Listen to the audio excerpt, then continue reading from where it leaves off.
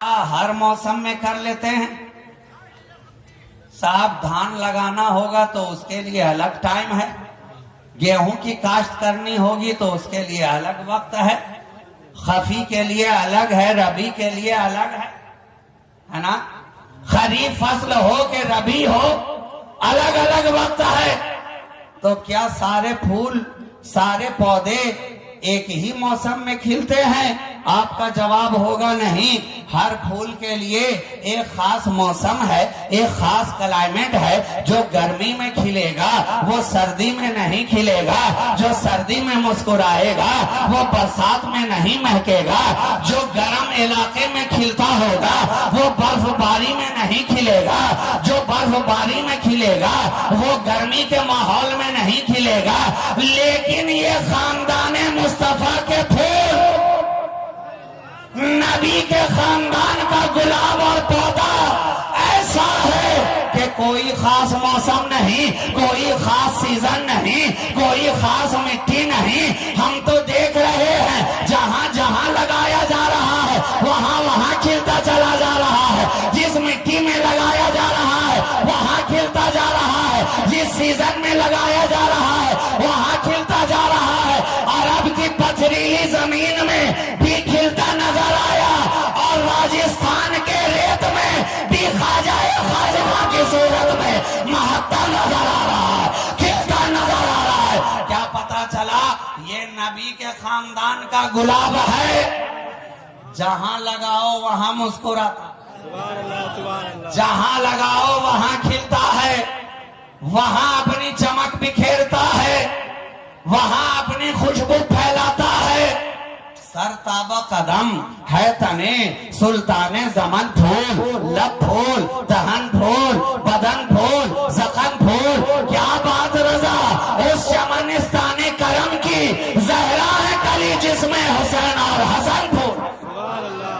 ارے جناب, تو یہ تو سارا خاندان ہی پھول والوں کا ہے. اب جو انہیں پھول نہ سمجھے وہ تو بھاری بھول میں ہے. پھول کو جو نہ سمجھے پھول یہ حقیقت میں ہے اس کی بہت بڑی بھول. اور زمانے میں نظر آتا ہے بہت ہی بڑا پھول. اب اس سے کہو کہ سر میں تالے ڈالے بن پھول تاکہ دماغ ہو جائے ٹھنڈا ٹھنڈا کول کول. مگر ہمارے ہاتھ میں ہے دامن آل رسول, آل رسول. اور اس علاقے والوں پر بھی دیکھو تو میں نے یوں ہی نہیں کہہ دیا کہ یہ وہ گلستاں ہے کہ جس علاقے میں جاتا ہے خوشبو پھیلاتا ہے, جس علاقے میں جاتا ہے روشنی پھیلاتا ہے, جس علاقے میں جاتا ہے مہک بکھیرتا ہے اور ایسی مہک چھوڑتا ہے کہ بعد میں آنے والے بھی جب گلیوں سے گزرے تو خوشبو سونگھ کر بتا دیں کہ ضرور کوئی نبی کے گھرانے والا گزرا ہے, ضرور کوئی گلندام آیا ہوگا ادھر. مہک رہا ہے جو سارا دیار خوشبو سے, مہک رہا ہے جو سارا دیار خوشبو سے. تو دیکھو نبی کا گھرانہ چلا کہاں سے آیا کہاں. آج جو یہ گلشن کلیمی تمہارے درمیان ہنستا کھیلتا نظر آ رہا ہے, یہ کلیمی کانفرنس جو تم سجائے بیٹھے ہو کلیمی گلشن کے پھول سے اپنے مشام جاں کو جو معطر کر رہے ہو, پوچھو تو صحیح یہ خوشبو کس کی ہے, یہ روشنی کس کی ہے, یہ دمک کس کی ہے. جواب ملے گا اسی نبی کے گھرانے کی. حضرت شیخ کلیم اللہ جہان آبادی کی خوشبو لے کر فیض یاب ہوتا ہوا کبھی یہ نبی کا گھرانہ لکھنؤ میں آتا ہے, کبھی بریلی کے قریب دکھائی پڑتا ہے, کبھی وہاں سے چلتا ہے. تو جس جس گلی سے گزرا علاقے کو مہکاتا گیا, چمکاتا گیا. اور آج جو یہ بہادر پور کے اندر یہ اتنے بہادر لوگ کلیمی کانفرنس سجائے بیٹھے ہیں, یہ خوشبو بھی تو اسی گلستان مصطفیٰ کی ہے. ارے مہک ایک ہی ہے, رنگ الگ الگ ہے. مہک حق ایک ہی ہے، رنگ الگ الگ ہے، کلیمی ہو کہ نصیری ہو کہ صابری ہو کہ نظامی ہو، یہ سب تو گلشن چشت ہی کے پھول ہے۔ یہ سارا سلسلہ خواجگان چشت اہل بہشت کا ہے، خواجگان چشت کا ہے، چشت کا ہے، جسے ہندوستان کی سرزمین ایسا راس آئی، ایسا راس آئی، پوچھو تو اہل سلسلہ سے، اہل تصوف سے، طریقت والوں سے، جو پھیلاؤ، جو اثر، جو کیفیت، جو اثر آفرینی، جو رنگینی سلسلہ چشت کی ہندوستان کے اندر ہے۔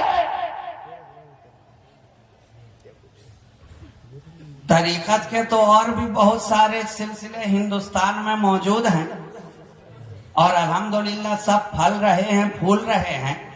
یہ یہاں کی سرزمین ہی ایسی ہے کہ ہر ایک کو سینے سے لگاتی ہے، لیکن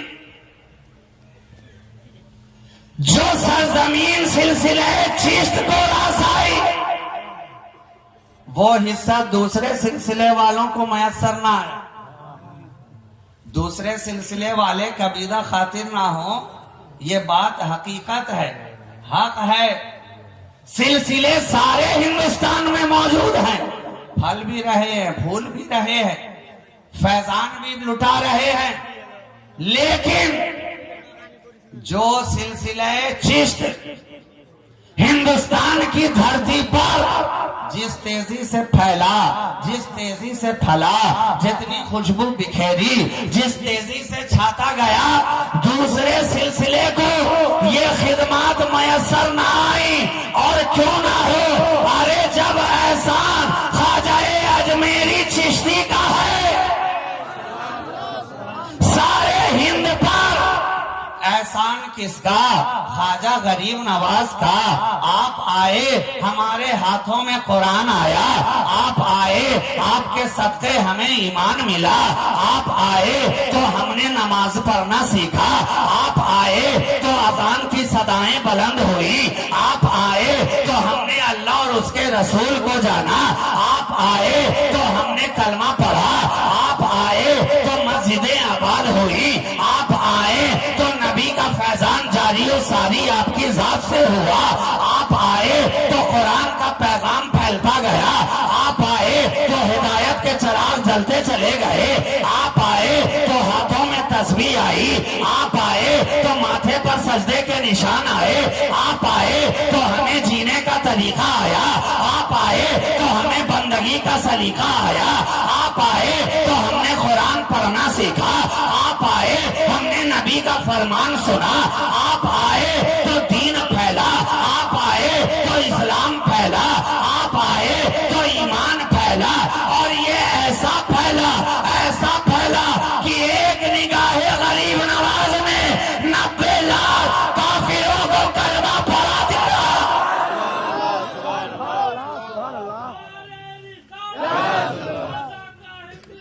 زندہ آباد، زندہ آباد، اللہ۔ ایک نگاہ خواجہ نے 90 لاکھ کافروں کو کلمہ پڑھا دیا، سبحان اللہ، سبحان اللہ۔ 90 لاکھ کافروں کو کلمہ پڑھا دیا، اور یہ سلسلہ خواجہ خواجگاہی تک محدود نہ رہا، خواجہ پہلے گئے تو کوئی دوسرے خواجہ آئے، خواجہ خواجگاہ خواجہ غریب نواز جب دنیا سے پردہ کر رہے ہیں تو یوں ہی نہیں کر رہے ہیں۔ لوگوں نے پوچھا سرکار اب ہمارا کیا ہوگا، اب ہم بے سہارا کہاں جائیں گے، ہم غم کے مارے کہاں جائیں گے، ہم کہاں حال دل سنائیں گے، ہم کہاں اپنا غم بتلائیں گے۔ کہا ارے گھبراتا کیوں ہے، معین الدین جا رہا ہے، خواجہ خطب الدین دے کے جا رہا ہے، خطب الدین کو دے کے جا رہا ہے۔ اور جب خطب الدین کا زمانہ گیا لوگوں نے پھر سے سوال کیا اب ہم کہاں جائیں گے، کہا گھبراتا کیوں ہے، خطب الدین جا رہا ہے،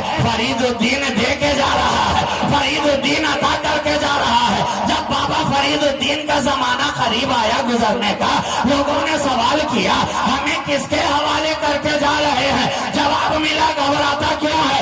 فرید الدین جا رہا ہے، خواجہ نظام الدین چھوڑے جا رہا ہے، خواجہ صابر علاء الدین چھوڑے جا رہا ہے۔ جب نظام الدین کا وقت آیا لوگوں نے سوال کیا آقا آپ تو محبوب الہی ہیں، آپ کو بلند مقام حاصل ہوا ہے، آپ تو خواجہ خواجگان کے چہیتے ہیں، آپ کس کے سہارے ہمیں چھوڑ کے جا رہے ہیں؟ کہا گھبراتا کیوں ہے؟ نظام الدین جا رہا ہے، خواجہ نصیر الدین چھوڑے جا رہا ہے، چھوڑے جا رہا ہے، چھوڑے جا رہا ہے۔ جب خواجہ نصیر الدین روشن چراغ محمود دنیا سے پردہ کرنے لگے، سوال پھر سے لوگوں نے کیا ہمیں کس کے حوالے کر کے جا رہے ہیں؟ کہا گھبراتا کیوں ہے؟ خواجہ جا رہا ہے، بندہ نواز کو چھوڑے جا رہا ہے، کیسے دراز کو چھوڑے جا رہا ہے۔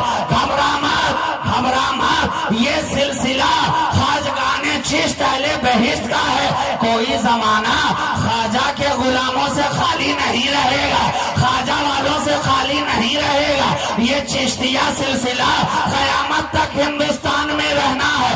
ایک خواجہ جائے گا تو دوسرا خواجہ آئے گا، ایک خواجہ پردے کے اندر جائے گا تو دوسرا خواجہ پردے کے باہر آئے گا، ایک غموں کا مداوع کرنے والا جائے گا تو دوسرا چارہ سازے حالے پریشان بن کر تیری نگاہوں کے سامنے آئے گا۔ یہ سلسلہ چل رہا ہے، چل رہا ہے، چل رہا ہے۔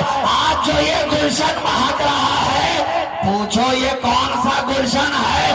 جواب ملے گا اسی خواجہ ہندل ولی کا، اسی خواجہ ہندل ولی کا۔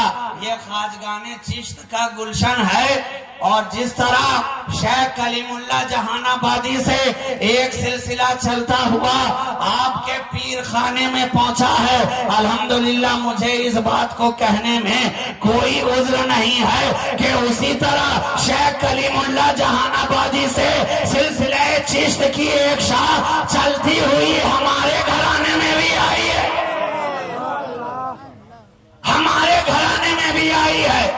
تو اب چاہے یہ مسرور ہو یا وہ مسرور میاں ہو، یہاں دیکھو گے دو مسرور نظر آئیں گے، آگے ذرا بڑھ کر کے دیکھو دونوں ایک ہی حضور کے قریب نظر آئیں گے، ایک ہی خواجہ کے قریب نظر آئیں گے۔ یہ سلسلہ بھی بڑھتا ہوا وہیں پہنچ رہا ہے، ہمارا سلسلہ بھی آگے جاتا ہوا وہیں پہنچ رہا ہے۔ تو نبی نے اسی لیے تو اپنے خاندان کو چھوڑا کہ اور کوئی خاندان قیامت تک رہے نہ رہے، مصطفیٰ کا خاندان قیامت تک رہے گا، مصطفیٰ کا گھرانہ قیامت تک رہے گا۔ اب سارا زمانہ ایک طرف، نبی کا گھرانہ ایک طرف، سبحان اللہ سبحان اللہ، سارا زمانہ ایک طرف ہو جائے مگر مصطفیٰ کا گھرانہ ایک طرف، ایک طرف۔ یہ بھی نبی کا علم غیب ہے میاں۔ آج لوگ کہتے ہیں نبی کو کل کی خبر نہیں، ارے نبی کی نگاہ نبوت تو قیامت تک دیکھ رہی تھی، جو گھرانہ باقی رہنا تھا اسی کو ہمارے حوالے کیا۔ اصحابی کا لفظ بھی کہہ سکتے تھے کہ میں تمہارے درمیان دو چیزیں چھوڑے جا رہا ہوں، ایک قرآن ہے، ایک میرے صحابہ ہیں، لیکن نبی جان رہے تھے، نبی کو یہ علم پہلے ہی سے تھا، نگاہ مصطفیٰ دیکھ رہی تھی کہ جب تک مصطفیٰ نگاہوں کے سامنے، صحابی بنانے والی نگاہ جب تک سامنے ہے تبھی تک صحابی رہیں گے اور بنتے رہیں گے، لیکن جب نبی پردہ فرما جائیں گے پھر کون صحابی بنائے گا، پھر کون صحابی بنائے گا؟ اس لیے کہ صحابی تو بنا رہی ہے نگاہ مصطفیٰ۔